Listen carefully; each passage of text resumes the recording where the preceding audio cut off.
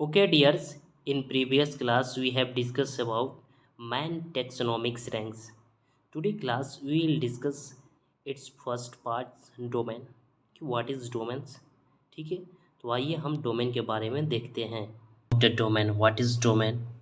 Okay, तो हम सबसे पहले देखेंगे कि डोमेन क्या है, इसको प्रपोज किसने किया था.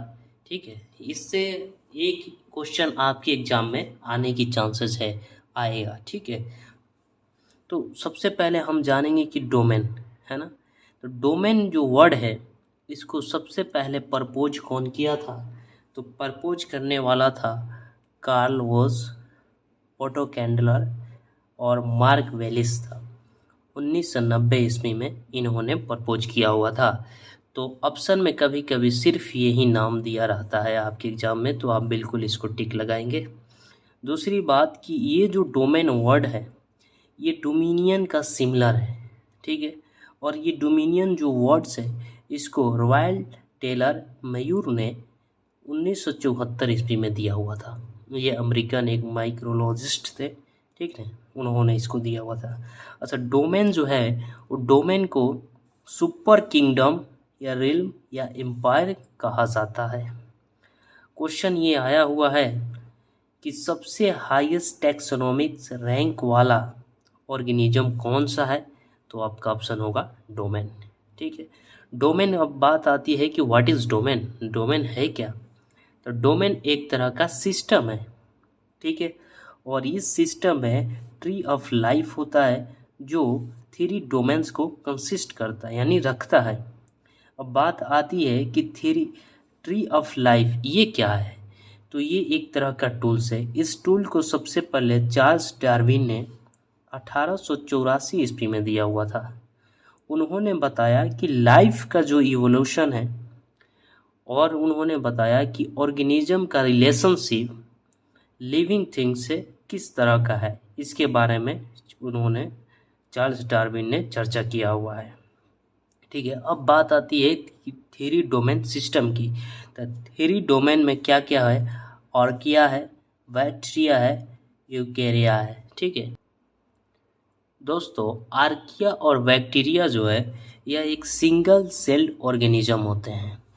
ठीक है, और ये प्रोकैरियोटिक माइक्रो ऑर्गेनिज्म होते हैं. ठीक है, इसमें जो है वो न्यूक्लियस की कमी होती है. अब बात आती है प्रोकैरियोटिक ये क्या है. तो प्रोकैरियोटिक जो है ये प्रोकैरियोट से बना हुआ है. प्रोकैरियोट जो है ग्रीक वर्ड से लिया गया है. ठीक है, प्रो प्लस कैरियन. प्रो का मतलब होता है बिफोर और कैरियन का मतलब होता है नट. नट जो है वो सीड के लिए यूज होता है. प्रोकैरियोट जो होता है यह सिंगल सेल ऑर्गेनिज्म होता है. इसी के चलते आर्किया और बैक्टीरिया जो है ये सिंगल सेल ऑर्गेनिज्म होते हैं. ठीक है, अब हम बात करेंगे कि ऑर्किया क्या है, इसका एक्सप्लेनेशन अब देखेंगे. तो देखिए, ऑर्किया जो है ये क्या है, प्रोकैरियोटिक सेल होता है.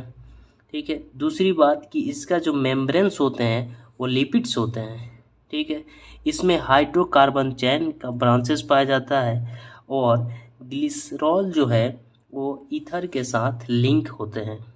ठीक है, अच्छा, आर्किया का एग्जाम्पल, ये दोनों एग्जाम्पल जो है एग्जाम में आ चुका है. ठीक है, एग्जाम में ऐसे क्वेश्चन आता है कि सबसे साल्टी इन्वायरमेंट में पनपने वाले ऑर्गेनिज्म कौन सा है. तो आपका आंसर होगा हेलोफिल्स है. ठीक है, इस नाम को ज़रा गौर से आप देखेंगे, हेलोफिल्स है. दूसरा है कि सबसे हॉट इन्वायरमेंट में पनपने वाले थ्रिव होने वाले ऑर्गेनिज्म का नाम क्या है. तो आपका ऑप्शन होगा हाइपरथर्मोफिल्स. हाइपरथर्मोफिल्स होगा. ठीक है, आर्किया जो है उसका सेल का कभी कभी रेंज भी पूछता है कि उस सेल का कितना रेंज होता है. तो इसका रेंज जो होता है 0.1 माइक्रोमीटर से लेकर 15 माइक्रोमीटर डायामीटर तक इसका रेंज होता है. और मैक्सिमम कितना हो सकता है, तो अप टू 200 माइक्रोमीटर लॉन्ग ये हो सकता है. ठीक है, और पूछता है कि आर्किया का सबसे स्मॉलेस्ट जीन्स कौन सा है, तो वो है आपका थर्मोप्लाज्मा। ठीक है, आर्किया का सबसे स्मॉलेस्ट कोई जीन्स मेम्ब्रेन्स है तो कौन सा है आपका थर्मोप्लाज्मा। ओके फ्रेंड्स, दोस्तों डोमेन जो है वो तीन तरह का होता है, आर्किया, बैक्टीरिया और यूकेरिया। तो हमने आर्किया के बारे में देख लिया, अब हम देखेंगे बैक्टीरिया के बारे में। बैक्टीरिया है क्या, ठीक है। तो बैक्टीरिया जो है ये प्रोकैरियोटिक सेल से बना होता है।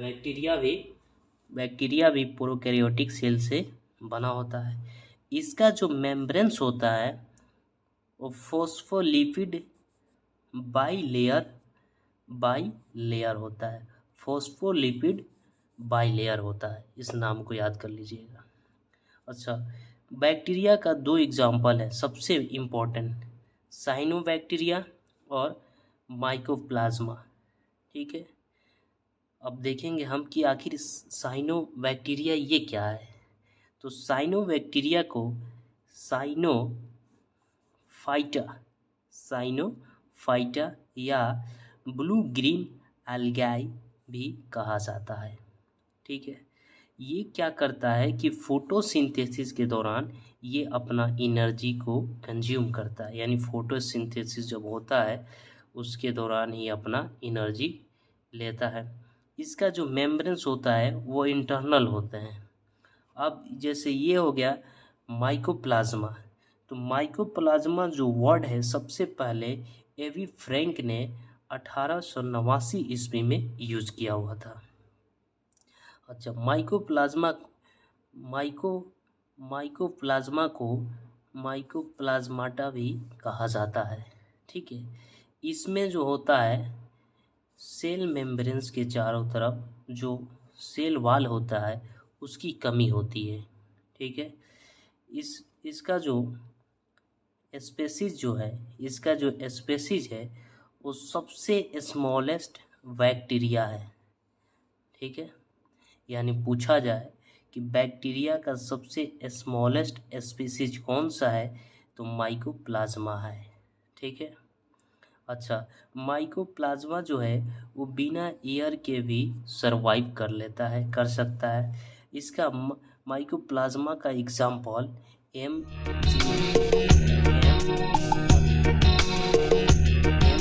जीनिटेलियम है और एम न्यूमोनिया है। ठीक है, ये याद कर लीजिएगा। दूसरा बात कि ये जो जीन्स और माइकोप्लाज्म्स है इसको सबसे पहले किसने प्रपोज किया तो जूलियस नोवार्क ने 1929 ईस्वी में। ठीक है, यानी माइकोप्लाज्मा का जो जीन है उसको सबसे पहले प्रपोज किसने किया था तो जूलियन नोवार्क 1929 ईस्वी में। ठीक है फ्रेंड, अब तीसरा जो है वो हम देखेंगे यूकेरिया के बारे में। ये यूकेरिया क्या है, यानी डोमेन का ही तीसरा पार्ट है। तो यूकेरिया को हम यूकेरियोट्स भी कहते हैं। ये एक ग्रीक वर्ड यू प्लस कैरियन से बना हुआ है। यू का मतलब होता है वेल या वेरी गुड, ठीक है, और कैरियन का मतलब होता है नॉट। अब बात आती है कि यूकैरियोटिक सेल क्या है, यानी यूकैरिया जो है वो यूकैरियोटिक से बना होता है। तो ठीक है, यूकैरियोटिक सेल जो है ये प्रोकैरियोटिक सेल से लार्जर होता है, यानी लंबा होता है। अच्छा, यूकैरियोटिक सेल का जो वॉल्यूम है वो प्रोकैरियोटिक सेल से 10,000 टाइम्स ज़्यादा होता है। ठीक है, इसको यूकैरिया को आर्किया का सिस्टर भी कहा जाता है। ठीक है, क्वेश्चन आ सकता है कि आर्किया का सिस्टर किसे कहा जाता है, तो आपका ऑप्शन राइट आंसर होगा यूकेरिया को। ठीक है, दूसरी बात कि इसमें क्या क्या होता है, यूकेरिया में क्या क्या होता है। दोस्तों, यूकैरियोटिक सेल में माइटोकॉन्ड्रिया, गोल्जी एपरेटस और क्लोरोप्लास्ट पाए जाते हैं, और ये सब जो है ये प्लांट्स और अल्गाइज में पाए जाते हैं। ठीक है, यूकैरियोटिक सेल जो है ये यूनिसेलुलर या मल्टी सेलुलर दोनों होते हैं। ठीक है, यूकैरियोट्स क्या है, यूकैरियोट्स को प्रोटिस्ट भी कहा जाता है। यूकैरियोट्स को प्रोटिस्ट भी यूकैरियोट को प्रोटिस्ट भी कहा जाता है। ठीक है। अच्छा, इसका जो रिप्रोड्यूस है, ये जो यूकैरियोट्स है, ये रिप्रोड्यूस जो एसेक्सुअल और सेक्सुअल दोनों से होता है। एसेक्सुअल में माइटोसिस होता है और सेक्सुअल में मियोसिस और गैमेट्स होते हैं। गैमेट्स का फ्यूजन होता है तो ये यूकैरियोट्स बनते हैं। यूकैरियोट्स जो है सेक्सुअल में भी और एसेक्सुअल दोनों से होते हैं। ठीक है। और यूकैरियोट्स जो है वो एनिमल्स और प्लांट्स और फंगी में पाए जाते हैं। Okay friends, that's all, thank you. इसका पीडीएफ मैं अपने टेलीग्राम चैनल पे दे दूंगा, आप वहाँ से जाकर डाउनलोड कर लेंगे। That's all, thank you, have a nice day.